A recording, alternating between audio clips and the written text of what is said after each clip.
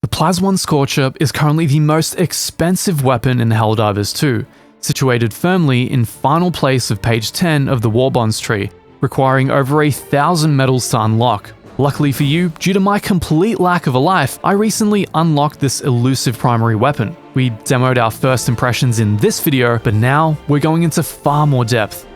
We'll be going into the nuts and bolts of the gun and then using it against a whole array of different enemy units, both Terminid and Automaton, to discover whether this very expensive weapon can best the mighty Meta Breaker.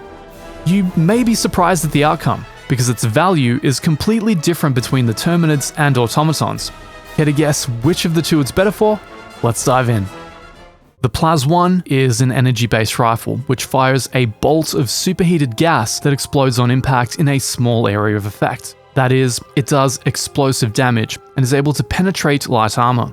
It has a damage output of 100, a magazine capacity of 15 rounds, a recoil rating of 20, and a single shot fire rate of 250.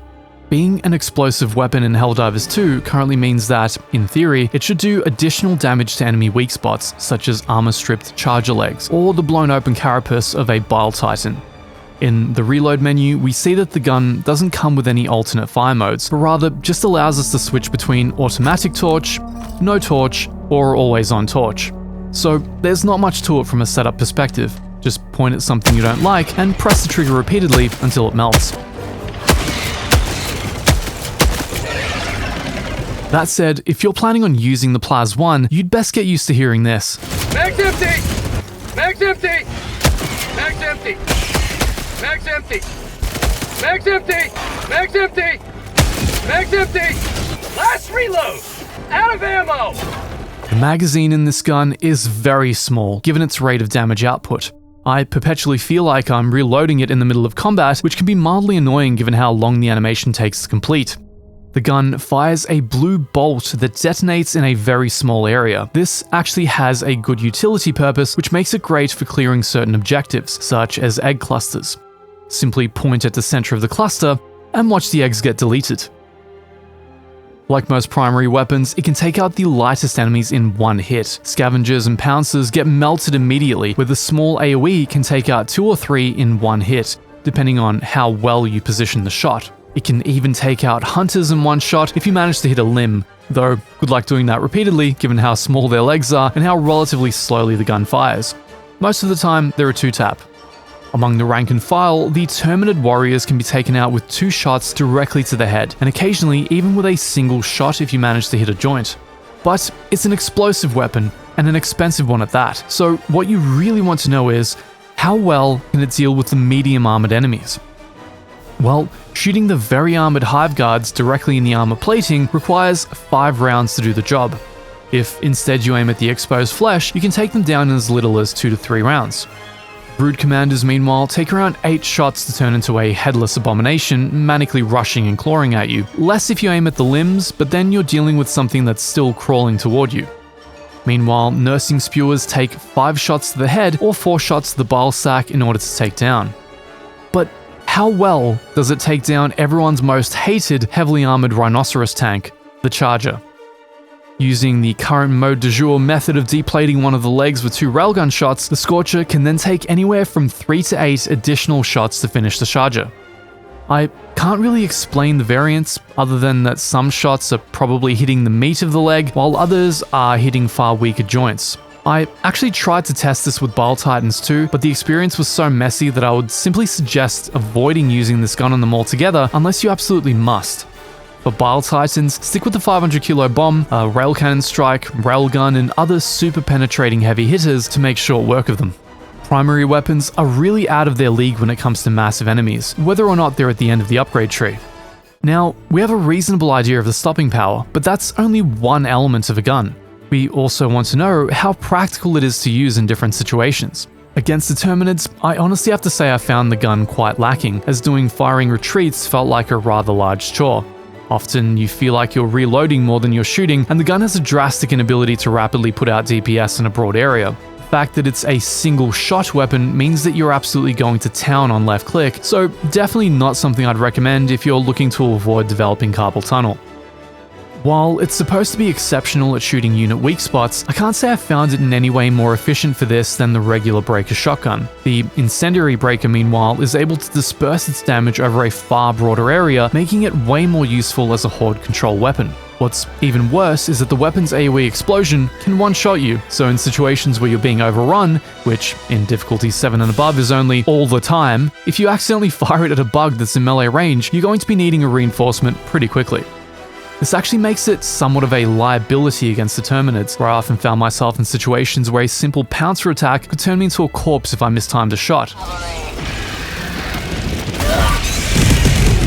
You may be a little disappointed at this point, much as I was, but don't worry, because it all changes the moment we unleash it on the automatons. Speaking of which, if you're getting value out of this review, feel free to subscribe and join us, as I've got a plethora more reviews and tips coming for Helldivers 2. I no-lifed my way to Skull Admiral and thoroughly farmed every mission type in difficulty 7 to 9, and I'd love to share what I discovered with you about the endgame. For democracy, and all that.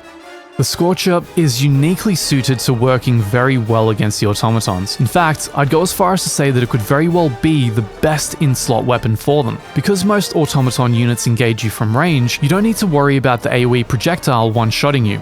And because of the weapon's unique energy explosive round, it can penetrate where other rounds would simply deflect. A great example of this is the Strider. This unit, despite being a relatively weak foot soldier, can be an absolute pain in the butt if you aren't able to flank it easily. Most regular assault rifle rounds will simply bounce off the front plating. Not with the Scorcher. With this weapon, you can two-shot a Strider directly to its front plating where the AoE damage hurts the robot piloting the mech behind the plating. This means no need to flank. The rank and file raiders can all be one-shotted if the hit is close to the head. This isn't hard to do either, as the Plas-1 is a very accurate gun even at mid-distance, functioning as somewhat of an explosive marksman rifle. Berserkers take a few more shots, but given that they're relatively slow-moving melee units, the Scorcher makes short work of them. Around 3 shots to the head is generally enough to take them out. Because the magazine is so Spartan, I wouldn't personally waste time trying to shoot their arms off, and rather focus the bulk of damage at center mass, because the last thing you want to do is be kiting them while stuck constantly in a reload animation. Now, the Marauders are where things get really impressive, especially the shielded ones. The ballistic shield is what makes these units a massive pain in the butt for most primary weapons. But not for the Scorcher. Because of the explosive damage, the shield is more of an inconvenience for you, and you don't even need to try to shoot around it to take one of these guys down. Simply unload around 1/3 of your mag, somewhere around the head, and it will go down. It's a bit of a different story when you get to Hulks and beyond.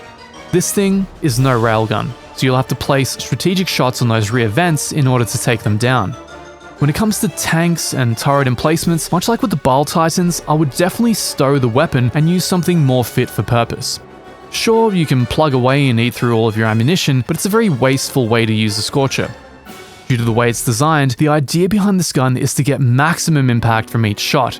You want to be accurate and purposeful. In that sense, it's definitely not the gun for people who love holding down the trigger, unleashing a hail of bullets while screaming about how awesome freedom and democracy is.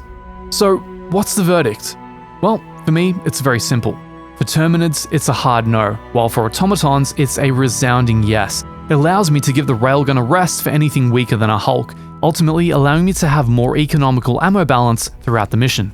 Whether it's better than the breaker shotgun, well, that's up to you to decide. Ultimately, I think we all hope for a gun upgrade system similar to the original Helldivers that will allow us to hot rod this gun and see it come into its own a little bit more.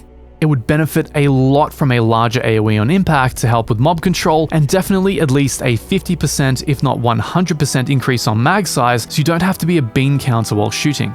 But what do you think based on what you've seen? Have you tried it yourself? Let me know your thoughts, and I'll see you next time.